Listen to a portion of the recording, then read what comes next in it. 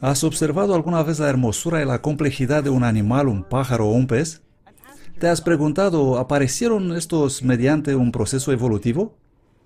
¿Acaso el tiempo y la casualidad pudieron ofrecernos toda la belleza que vemos alrededor? Hola, soy David Hames y en los siguientes minutos vamos a mirar de cerca unos animales que van a eliminar esa idea.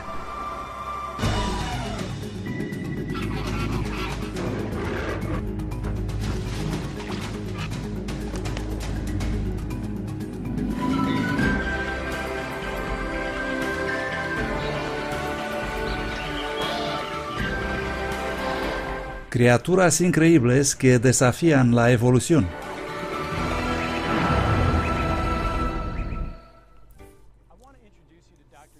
Deseo presentaros al Dr. Joe Martin. Él tuvo un pasado muy interesante. Fue profesor universitario y dentista.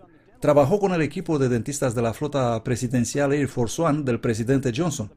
Desde hace 20 años el Dr. Joe presenta conferencias para estudiantes sobre criaturas increíbles que desafían la evolución. Pero no siempre ha sido así. Teniendo una educación científica y médica, en el pasado el Dr. Martin creía en la teoría de la evolución. La evolución, así como lo he aprendido yo, empezó con algo llamado Big Bang. Dicen que toda esa cosa hizo boom y esparció hidrógeno y ese gas de alguna manera se transformó en polvo y el polvo se condensó y formó la Tierra. Los evolucionistas dicen que empezó a secarse y a lo largo de millones de años la actividad volcánica produjo agua. Y luego en un pequeño charco en alguna parte en el planeta Tierra, estas sustancias inorgánicas se juntaron y fueron golpeadas de una especie de rayo X. Y de repente apareció la primera partícula viva. Y dicen que esto pasó hace unos 3,5 miles de millones de años. Y luego esa partícula viva, de alguna manera, a lo largo de miles de millones de años, se transformó en primera célula viva. Y unos 600 millones de años atrás pasó eso. Luego, progresivamente, esa célula se transformó en el guapo que eres tú. La preparación científica tradicional del Dr. Martin pasó por una evolución, o mejor dicho, por una revolución, en el momento que entró en el equipo profesoral del Colegio Estomatológico Baylor. Eso fue el principio de la evolución de un creacionista. Así que en el otoño de 1971 he entrado en Baylor, en Dallas, y he sostenido mi primer curso. El tema fue la evolución del diente. He hablado sobre cómo las escamas de los peces han migrado gradualmente en la boca y se han transformado en dientes. Algunos estudiantes vinieron a mí después del curso y me preguntaron si alguna vez he estudiado qué dice el creacionismo científico. Eso era en 1971, ni siquiera había oído de tal cosa. Yo era cristiano apenas desde 5 años atrás. Y me dije a mí mismo, ¿y esos chicos de dónde salieron? Nunca he oído de esta cosa. Y les dije, claro, voy a estudiar esto con vosotros. Y como joven profesor y presumido pensaba, los voy a soplar a estos muchachos como al polvo. Bueno, ellos me rogaron estudiar las suposiciones del evolucionismo. En mis 8 años de preparación científica jamás había escuchado a algún profesor diciéndome algo de alguna suposición. Así que hemos empezado a estudiar juntos estas suposiciones y me he dado cuenta que hacían unas cuantas declaraciones. Me he dado cuenta que en realidad las suposiciones eran sin valor. Y luego me rogaron estudiar unos animales para ver si esos pudieron haber evolucionado. Lo primero que hemos estudiado juntos fue este pequeño insecto llamado escarabajo bombardero. Este insecto mide 1 centímetro más o menos y produce unas sustancias que explotan. He empezado a pensar, bueno, ¿cómo pudo evolucionar esta cosa? Si la evolución es verdad y vas evolucionando por mucho tiempo, entonces no puedes tener este mecanismo de protección desde el principio, porque este es el mecanismo de protección del escarabajo. Así que si la evolución es verdad, este mecanismo debió evolucionar de alguna forma. Y cuando el escarabajo lo usa por primera vez, ¿qué pasa con él? Pues se explota y se hace trozos y los trozos de insectos no evolucionan. Entonces, ¿cómo pudo pasar eso? Bueno, este escarabajo no se explota a sí mismo porque tiene dentro una fábrica completa que produce una sustancia química, lo pasa por un catalizador que lo mezcla con otra sustancia química neutra que produce la explosión. Pero aún así el insecto se mataría solo. Pero no pasa eso. ¿Por qué? Porque la fábrica contiene una habitación forrada con una especie de asbesto. E incluso entonces se volaría por los aires si no tuviera por dónde salir la explosión.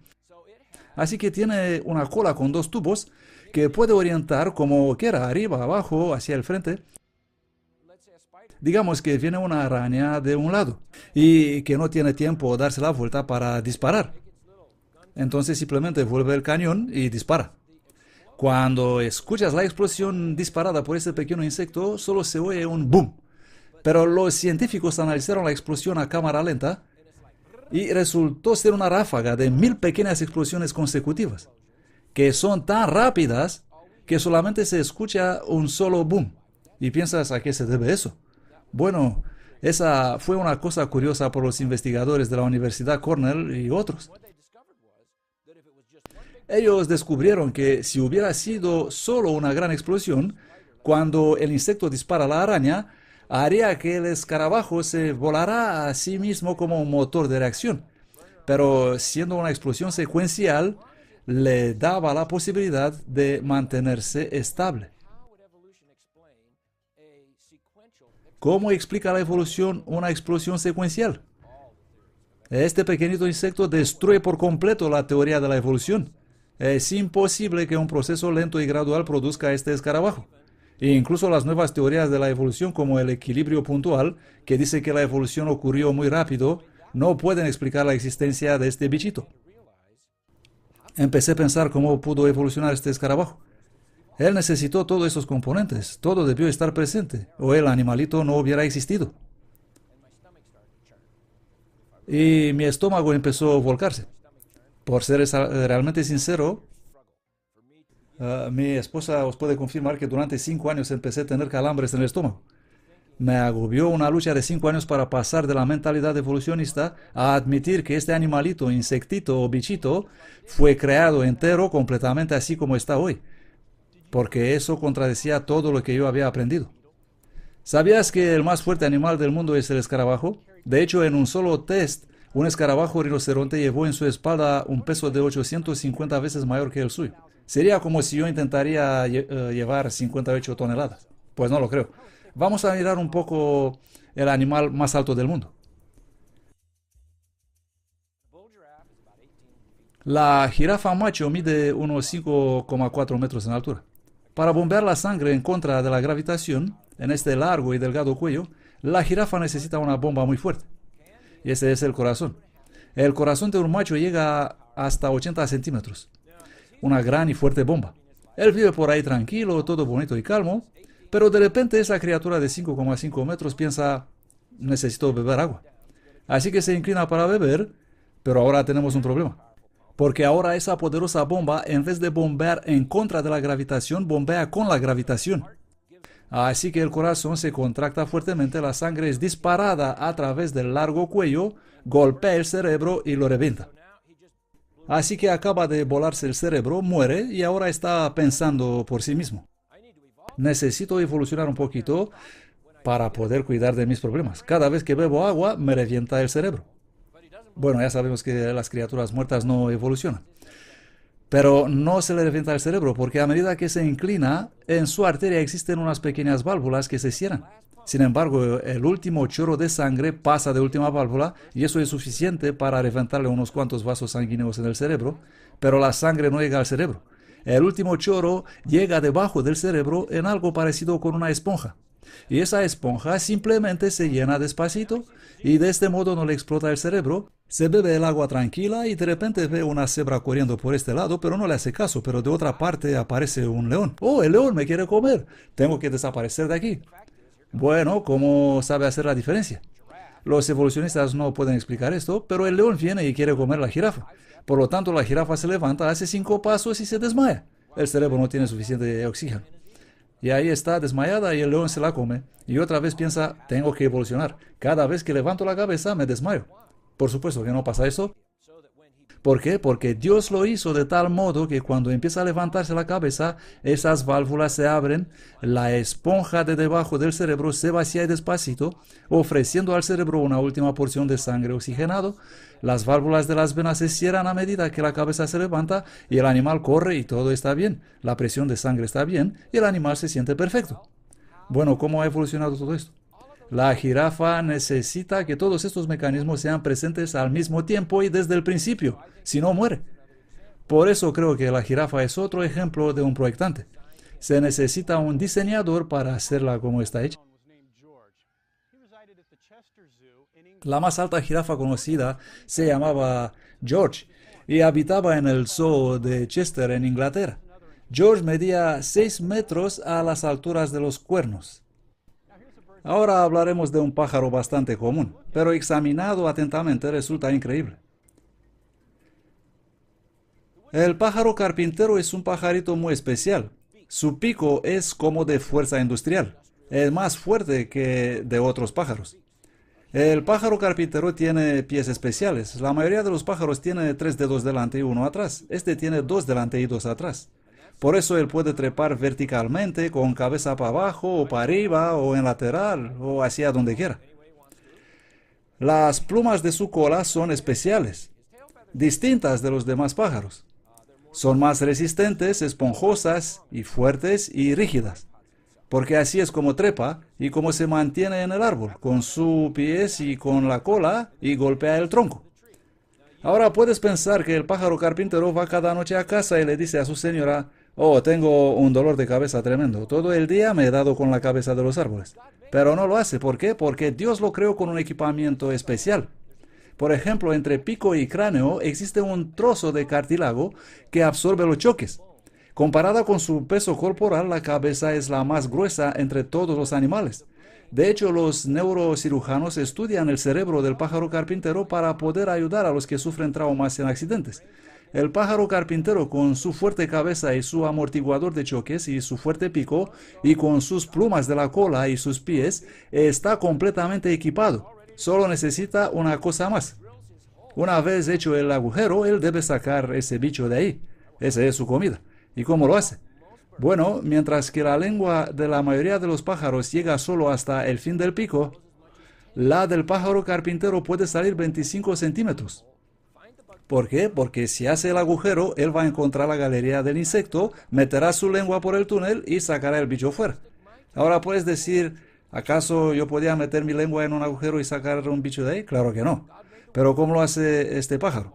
Bueno, Dios hizo al pájaro carpintero unos ganchitos en la lengua con los cuales traspasa esa larva del insecto que no quiere salir de ahí. Y si eso no es suficiente, en la lengua tiene una pequeña fábrica de pegamento que produce exactamente el tipo de pegamento necesario para agarrar el insecto, pero no se pega de su propio pico. Así que trae ese bicho en la boca y ahora, si la evolución sería real, tendríamos un problema. Vamos a decir que a lo largo de miles de años el pájaro carpintero acumuló todo este equipamiento. Ahora pega su lengua de un bicho y se lo traga. ¿Qué acaba de pasar? Pues acaba de tragarse la lengua. Se sofoca y muere sofocado. Pero no pasa eso. ¿Por qué? Porque cuando se mete el bicho en la boca, entra en acción otra pequeña fábrica que produce un disolvente para el pegamento. Así que disuelve el pegamento, se despega el bicho y se lo come. Así lo hizo Dios.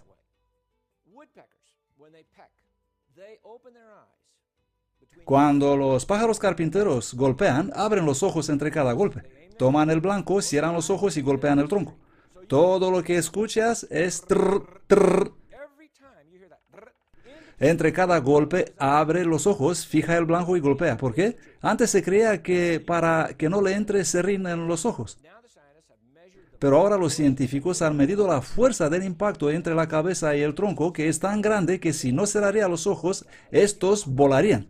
Así que os pregunto, ¿habéis visto alguna vez un pájaro carpintero ciego? No, porque nunca erran. No erran jamás. Hay una especie del pájaro carpintero verde europeo. Creo que es único en todo el reino animal. No estoy seguro, pero creo que es único. Su lengua difiere de todos los demás, hasta donde yo lo sepa. Nuestra lengua empieza en la garganta y termina adelante. Su lengua empieza en la garganta, baja por detrás del esófago, sube por detrás del cuello, por debajo de la piel de la cabeza, sale por un pequeño orificio entre los ojos, entra en una fosa nasal y sale finalmente por el pico. Y debes preguntarte cómo evolucionó tal cosa. Y yo he preguntado a los evolucionistas: dime, ¿cómo y de dónde viene esta lengua? No tienen ni idea, no pueden responder. Yo digo: vosotros decís que ese pájaro ha evolucionado de otra criatura, pero no existe ninguna criatura con tal lengua. ¿Cómo pasó eso? No tienen ni idea. Así que yo sí que puedo decir como creacionista.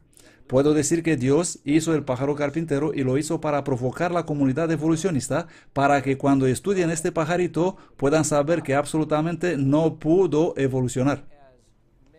Pero eso no nos conduce al texto de Romanos capítulo 1, donde se muestra que cuando los hombres estudian el creacionismo, lo que hizo Dios, debido a que son injustos, van a suprimir las evidencias. Van a excluir las evidencias. Y veo que esto es exactamente lo que pasa. Veo que hay personas brillantes que estudian la ciencia y hacen buen trabajo, pero llegan a un punto donde deben decidir. ¿Pasó esta cosa de alguna forma de largo periodos de tiempo u ocurrió instantáneamente? Y entonces, si descubren, hey, no puedo explicar esto en términos evolucionistas. Ellos son confrontados con la otra opción que es un proyectante, un creador, pero ellos dicen, no quiero ir por ahí. Así que eliminan estas evidencias y de este modo muchas de las cosas que he estudiado tuve que analizarles yo mismo porque no aparecen en los manuales. Simplemente no los ponen ahí porque no pueden explicarlas, así que las ignoran. Otro pájaro que atrajo la atención del Dr. Martin vive justo debajo de mí en Australia. Es un pajarito que se llama el pájaro incubador australiano. Algunos lo llaman el constructor de montañas y otros el pavo cepillo. Existen diferentes especies, pero hablaremos de una en particular. Este pájaro tiene unos 2 kilogramos. La hembra tiene 2 tareas. Una es verificar el nido para ver si corresponde. El macho construye el nido y la hembra lo verifica. Puedes pensar, ¿y qué es tan complicado en verificar el nido? Pues este nido no es como los demás nidos. Se han encontrado nidos que medían 6 metros en diámetro y hasta 15 metros en altura. Los pájaros cavan en la tierra 1 o 2 metros, son enormes, por eso se les llama constructores de montañas. Es como un gran montículo de ramas. Así que la señora pájaro viene y controla y verifica y dice, señor pájaro, esto no me gusta. Y él dice, vale, espera unos meses y te haré otro. Y vamos a decir que este le gusta. Ahora ella pasa a la tarea número 2, poner los huevos. Durante 7 meses ella pone un huevo cada 3 días. Ella pesa unos 2 kilogramos y cada huevo pesa unos 200 gramos, casi tan grandes como los del avestruz. Imposible, imposible, debería morir. Quiero decir que esto no se puede, pero ella puede. En esta particular especie la hembra pone huevos con la cáscara muy gruesa y porosa. Todos los huevos de los pájaros tienen poros, pues así es como respiran. Pero en este caso los poros tienen la forma de un cono de helado y la punta de esos conos está dirigida hacia adentro de la carcasa. Según el pollo empieza a desarrollarse dentro de la cáscara, llega un día cuando ya no tendrá aire suficiente. Oh, no tengo aire suficiente. Así que empieza a rascar el interior de la cáscara y eso hace los poros más grandes y puede respirar y continúa así hasta que rompe la cáscara. Ahora el macho cuida el nido. La hembra, una vez puestos los huevos, se marcha y él se queda para cuidar el nido. Y ahora me preguntaréis, ¿y eso es un problema? Bueno, sí. Para cada especie existen unos parámetros para el nido. En este caso, el macho mantiene el nido a 33 grados centígrados durante 7 meses. Si la temperatura varía más de 1 grado, los pollos mueren. Así que el papá pájaro está ahí cada día verificando la temperatura del nido. Y los científicos ni siquiera saben cómo lo hace, pero él mide la temperatura. Oh, hacen 34 grados, hay demasiado calor, tengo que hacer algo. Alguna vez pone arena para reflejar los rayos del sol y otros trucos que tiene. Él también mantiene la humedad del nido a 99,5%. Si baja a 80%, los pollos se deshidratan. Él debe mantenerlo alrededor de 99%. Así que 33 grados centígrados y 99,5% humedad. Esto es imposible para un pájaro de 2 kilos. Cuando los pollos salen del huevo, tienen el plumaje completo. Que yo sepa es el único pájaro listo para volar, pero no puede volar porque está muy debajo de un monte de ramas. Nadie le da comida a los pollos, ni papá ni mamá pájaro. Ellos salen del huevo y bueno, tengo que salir de aquí de alguna manera. Así que se ponen boca arriba y empiezan a raspar las ramas y las hojas. Eso se le caen encima. Él le mete debajo de él y les presiona, raspa otra vez, les pone debajo y le toma 3 días para salir de ahí. Y nadie le enseña cómo hacerlo. Nadie le enseña el camino. ¿Cómo saben hacerlo? La evolución no puede explicar estas cosas. Cuando sale del nido, nadie le enseña qué debe comer. Sale y sabe qué comer, cómo encontrar y pillar el alimento. Y luego el siguiente año el macho construirá el nido, pero el papá pájaro no le enseñó cómo hacerlo. Él solito empieza a construir la montaña solito. Esto es un milagro, simplemente un milagro. Miras al pájaro incubador australiano y dices, ¿cómo pudo este evolucionar? Si este cuento de la evolución es real, ¿cómo pudo ocurrir en este caso? Pero yo digo, solo Dios puede hacer tales cosas. Aquí hay algo que la mayoría sacan de la nevera cada mañana. Si tomas un huevo y lo metes en agua caliente, puedes ver cómo salen las bolas de aire. ¿Por qué? Porque en la superficie de la cáscara hay unos 10.000 orificios. Esos orificios están ahí para permitir al pollo respirar y eliminar los residuos. Porque a medida que se desarrolla, el pollo come la clara y eso resulta en residuos y agua que debe eliminarlos o si no se moriría sofocado. ¿Cómo puedes explicar todos estos complicados mecanismos y la sincronización perfecta que se necesita en el desarrollo de un huevo? Porque en cada nivel el pollo podría morir en cualquier momento. Todo debe ser un día exacto y en un orden exacto y el tiempo debe ser exacto, si no obtendrás un pollo muerto. Si habéis servido un huevo o si habéis comido un huevo duro, habéis notado que quitando la cáscara dentro tiene una fina membrana. Esa membrana es estrictamente necesaria y hablaremos de ella enseguida, pero antes veremos que en una parte el huevo es plano y parece que el pollo no lo llenó completamente. Bueno, ese es un lugar especial llamado el saco de aire. Así que tomamos todos estos componentes, los ponemos juntos y obtenemos un huevo fertilizado. El pollo crece y en el quinto día el corazón bombea. Las venas se han formado y dos de ellas se enganchan a la membrana y mediante ellas el pollo respira. El aire pasa por la cáscara y llega a la membrana que transfiere el oxígeno a la arteria que va al pollo. Mediante la otra elimina los residuos. Así que hay un proceso ahí, un cambio de sustancias. Otros dos vasos sanguíneos están conectados a la clara y así es como el pollo come. Mientras vive en esta cáscara, el pollo llega al momento cuando es demasiado grande y no tiene suficiente aire. Estamos en el día 19.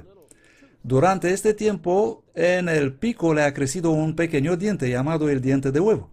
A nosotros nos crecen los dientes en la boca, pero a él le crece en el pico. En el día 19, con la ayuda de este diente, el pollo hace un agujero en esta parte plana del huevo donde está el saco de aire y ahora tiene aire para 6 horas más. Ahora, si vas nadando en el fondo de una piscina y te quedas sin aire, vas rápido a la superficie y consigues unas cuantas buenas respiraciones, pero el pollo no hace así, porque se quedaría sin aire. Él da el agujero el día 19, ni una antes ni una después. ¿Por qué se moriría? El día 19. Rompe ese saco y le quedan 6 horas. Puede quedarse ahí consumando el aire o puede decir, tengo que hacer otra cosa con este aire. Tengo 6 horas para romper la cáscara. Y así entre las días 19 y 21, él respira mediante ese pequeño agujero. En el día 21, sale de nuevo. Mientras, los mecanismos que le conectaban a la membrana y a la clara se desconectan. Y cuando sale de la cáscara, alguna vez le cuelgan en el cuerpo los vasos sanguíneos. Como se cambiará el traje de cosmonauta, él sale y se limpia y ya está preparado para la vida. Así que sale de nuevo el día 21, pero cada paso necesitó ser perfectamente sincronizado en el tiempo y ejecutado con precisión absoluta. Y cuando sale, el pollo es una entidad perfecta. Está en perfecta condición, no hay duda, es un pollo. Podemos ver eso en toda la naturaleza, en el registro fósil y entre las criaturas vivas. Todas son distintas, identificables, le podemos nombrar. Esta es una vaca, este es un pollo. Y creo que esto todo es más evidencia que Dios hizo todo, incluso los pollitos, exactamente así como los vemos hoy. ¡Wow! El desayuno no será el mismo. ¿Sabías que en un test oficial de la Universidad de Missouri, la gallina número 2988 ha puesto 371 huevos ¿En solo un año? Un montón de huevos. Ya sabéis que los animales respiran aire, pero parece que algunos se sienten mejor en el agua. Por ejemplo, el castor.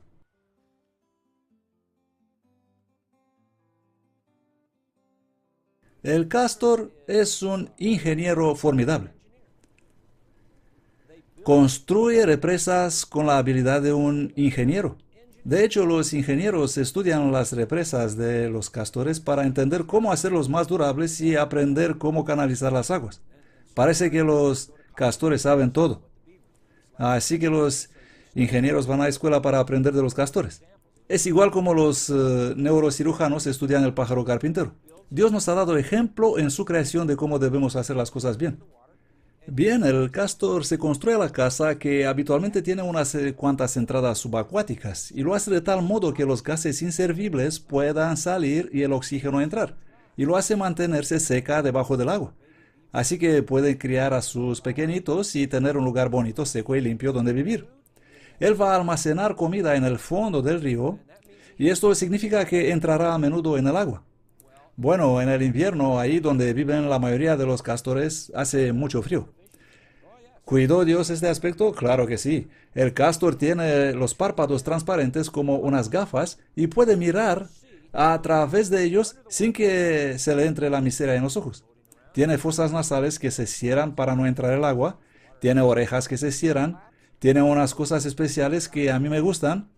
Son unas mantas de pelo que le cubre el cuello y los molares, los dientes de atrás. Los dientes delanteros no deben ser sensibles porque de ellos se sirve para cortar los árboles y mascar y crecen continuamente y debe gastarlos. Así que no deben ser sensibles. Pero los de atrás lo son.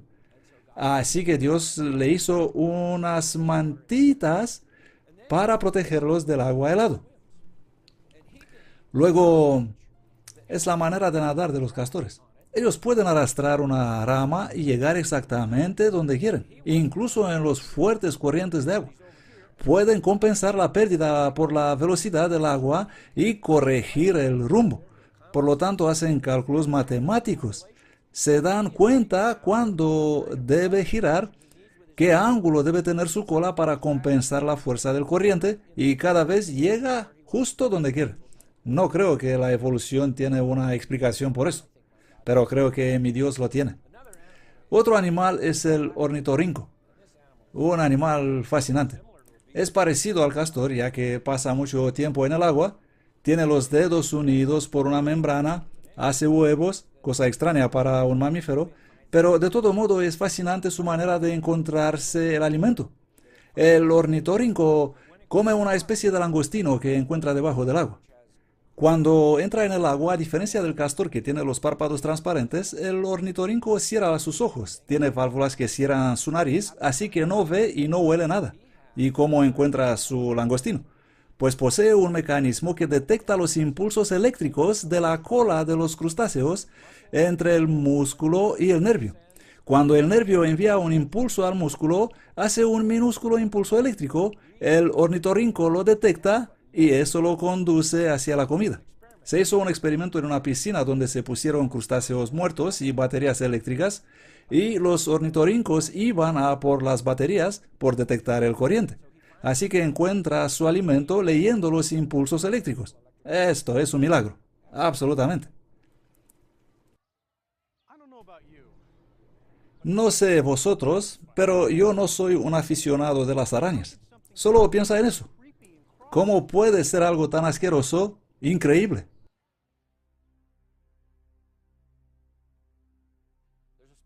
Existe una araña que tenemos en Texas y en otras partes de Estados Unidos, llamado la araña negra amarilla de jardín. Algunos la llaman la araña cremallera, porque en el medio de su tela siempre hace una señal distintiva como una cremallera. Esta araña es simplemente increíble. Las tenemos cerca de nuestra casa y los miramos y alguna vez les damos de comer insectos. Esas arañas tienen unos 7 modelos de tela.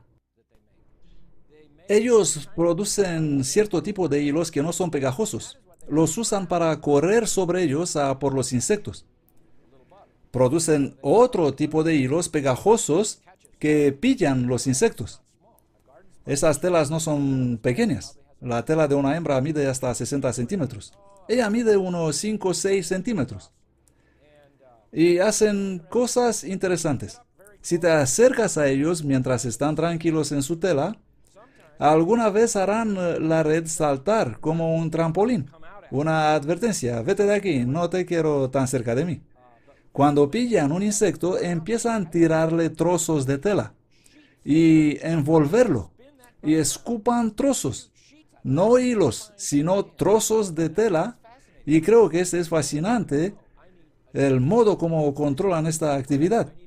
Ellos saben, para esto necesito un trozo, para esto necesito un hilo, para eso necesito un hilo pegajoso, saben lo que tienen que hacer. Cuando nacen las pequeñas arañas, de hecho la hembra pone 30, 50 huevos en un saquito que está hecho de otro material distinto. Ella lo teje y luego lo envuelve en una tela muy suave como de seda y al final lo envuelve con una capa marrón, por lo tanto tiene varios colores para su tela. Y puedes creer que va a llenar el saco por arriba, pero no, lo hace por debajo. Se coloca debajo de él y empuja los huevos dentro, y cada huevo está espolvoreado con un polvo fino, lo que significa que tiene otra pequeña fábrica dentro de sí que hace este material para que los huevos no se peguen uno de otro. Empuje los huevos dentro, sea la entrada, hace este trabajo en el otoño. Justo ahora tenemos uno de ellos en nuestra casa, esperando ahí en su saquito, y en la primavera saldrán. Y cuando salen, alguna cría puede decir, creo que quiero ir a Acapulco. No sé si dicen eso, pero digamos que sí. Entonces salen y empiezan a escupir hilos y esperan que el viento los levante, luego liberan la tela y el viento se lo lleva. Y hemos encontrado estas arañas a 4.500 metros de altitud en el aire y a 2.500 kilómetros de distancia. Creo que esto es extraordinario. ¿Cómo decide la araña, hoy quiero ir a hacer una excursión? Voy a tirar la tela y me marcho en otra parte. Y así se esparcen por todas partes. Otra cosa interesante es que a medida que crecen, su caparazón permanece sin cambio, no crece. Y deben salir de él si no se mueren. ¿Y cómo salen? Bueno, tienen en su cuerpo otra fábrica que produce exactamente y precisamente el tipo de fluido necesario, llamado líquido de descamación o de muda, y en un día preciso escupen este líquido en el caparazón en lugar preciso. Tiene que ser justo este lugar. El caparazón se disuelve y se forma una especie de trampilla. Ellos abren la trampilla y salen afuera de este caparazón y empiezan a construir otro nuevo. A medida que crecen, hacen esto unas cuantas veces. Ahora, si la evolución es real, ¿cómo pudo la araña desarrollar esta fábrica que hace este líquido de muda de modo que disuelva el caparazón? Tengamos en cuenta que debe ser un líquido especial, no cualquier disolvente, y debe ser colocado en el lugar preciso, no en cualquier parte, si no, no se disuelve y no puede salir. Y todo debe ser hecho en el día preciso, si no la araña muere dentro. ¿Dónde está la supervivencia del más adaptado? Conforme a esta teoría, no debería existir arañas cremallera. A algunos les gusta matarlos. Yo digo, déjalos vivir. Ellos comen insectos plagas, son bonitos y es interesante observarlos. Por eso hizo Dios las criaturas de la naturaleza, para que nosotros las estudiemos atentos. Y a medida que haremos esto, vamos a comprender y le vamos a dar gloria a Dios. Y creo que deberíamos estudiar las cosas que hizo Dios. Puede que a fin de cuentas las arañas no son tan asquerosos y malos. ¿Cómo no he aprendido esto en la escuela? Y otra cosa que podemos estudiar. En el suroeste de Estados Unidos existen todo tipo de lagartos, y algunos son muy interesantes. Uno de ellos, llamado gecko, tiene unas características muy especiales: sus pies. Si tienes un pequeño gecko en casa, porque son muy amistosos, lo puedes ver corriendo por el techo. Puede ser un techo de vidrio y él andará tranquilo. No va a caer y la gravitación no lo puede desprender. Los científicos por muchos años no supieron a qué se debe esta capacidad del lagarto que lo habilita a pegarse de este modo. Luego aumentaron el pie y vieron que tiene en la planta unos mechones de pelo. Y dijeron, no, esto no es suficiente. Esos pelos se ven a una aumentación de 2000 veces. Pero decidieron que no es suficiente. Debe haber algo más aquí. Así que lo pusieron en un microscopio electrónico y aumentaron más y más y más hasta llegar a 35,000 veces y encontraron la respuesta. Todos esos pelitos contienen unas minúsculas ventosas, pero tienes que aumentarlas 35,000 veces para poder verlas. Estas ventosas son tan fuertes que si el pie no sería hecho de modo especial, cuando el lagarto pondría su pie en el techo, simplemente se quedaría atascado ahí. Pero su pie fue construido de modo que pueda usar otras partes de la pierna para despegar las ventosas. Si miras un pie de gecko, es totalmente diferente de los otros lagartos.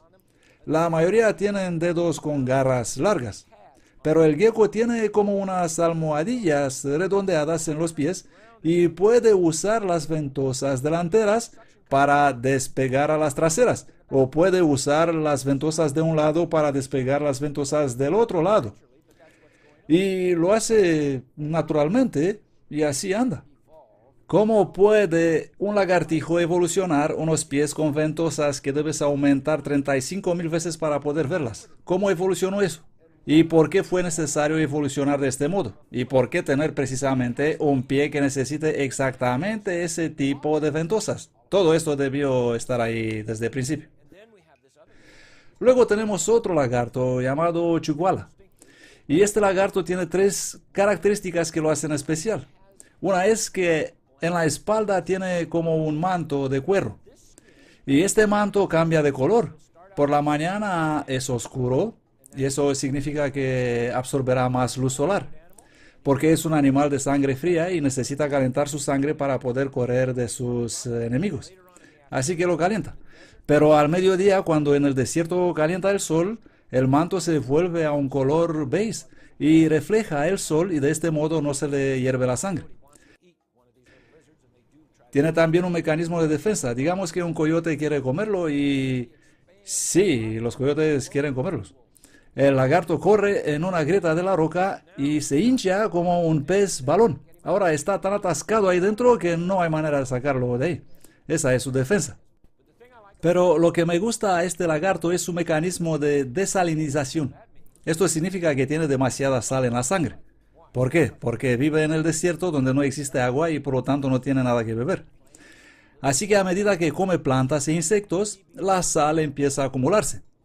Y llega a un nivel que lo puede matar. ¿Y cómo sabe él que tiene demasiada sal?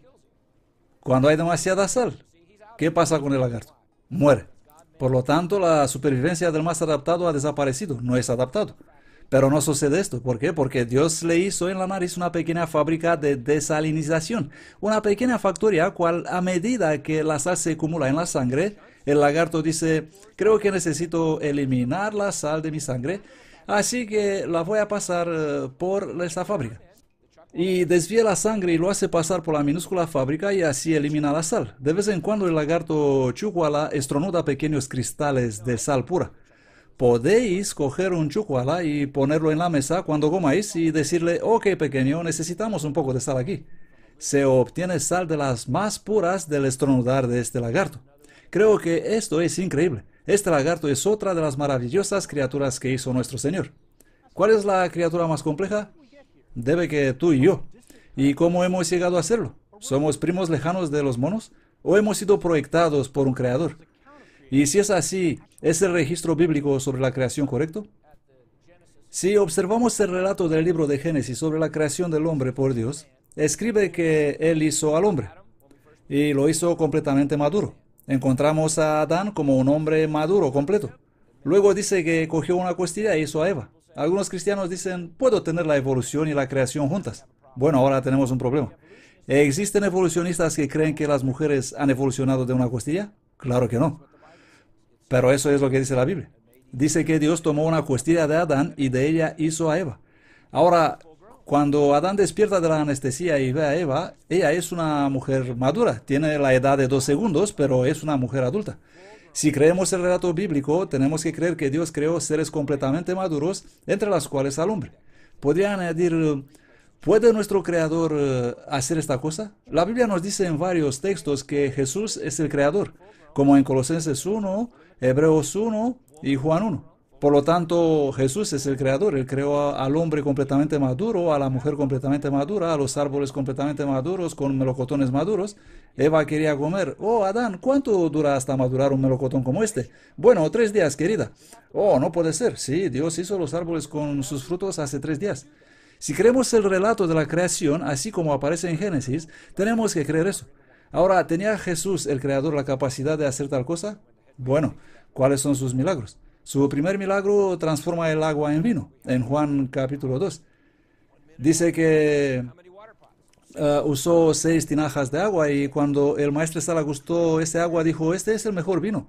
¿Cómo haces el vino que sea bueno? Tienes que envejecerlo. Pero ¿cuánto tenía? 1 minuto. ¿Cuántas tinajas? 6. ¿Cuántos días de creación tenemos? 6. La edad de la creación es evidente en Génesis 1 y la edad del vino es evidente en Juan 2. No creo que esto es una casualidad. ¿Y cómo hizo al hombre?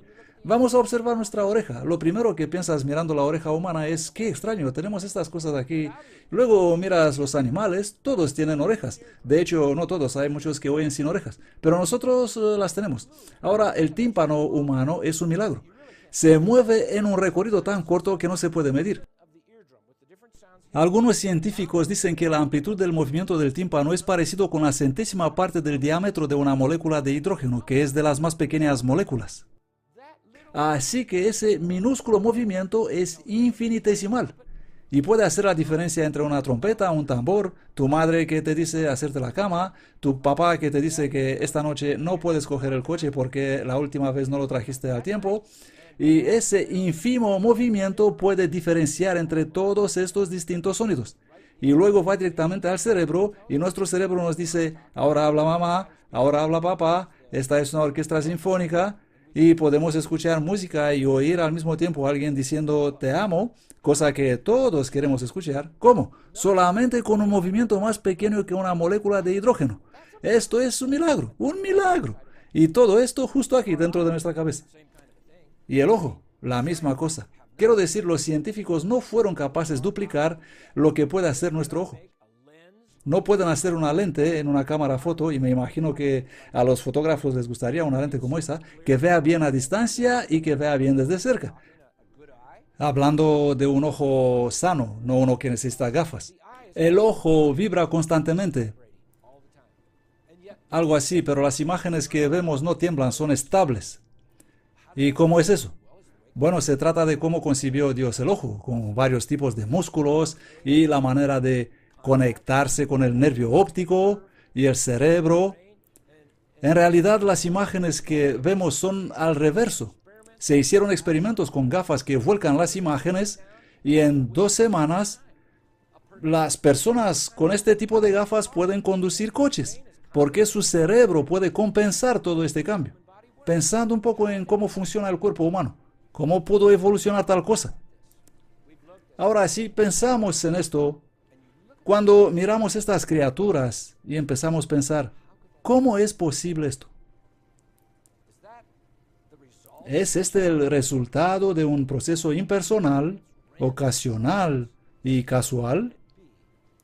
¿O es que en realidad existe un diseñador, alguien poderosamente genial, que pudo proyectar todas estas cosas de modo que todas partes funcionen juntas con todas partes y crear todas estas criaturas asombrosas que desafían la evolución en todos los sentidos? Yo creo que esta es la evidencia que existe un diseñador y creo que conozco su nombre. Y creo que Él desea tener una relación con cada uno de nosotros y creo que Él ha atravesado su tiempo y su espacio en la persona de su Hijo, Cristo Jesús, quien es el proyectante y el hacedor, quien tiene el poder y la inteligencia para hacer todo esto. Pues aquí lo tenéis. Los animales son mucho más complejos e interesantes que creíamos. El Dr. Martin tiene razón. La próxima vez cuando vas a mirar todas estas cosas, toda esta hermosura, tienes que comprender que no están ahí por casualidad. At explorationfilms.com. That's explorationfilms.com. And you might want to pick up Dr. Martin's book, The Evolution of a Creationist, which this video was based on. I'm David Hames, and until next time, thanks for watching.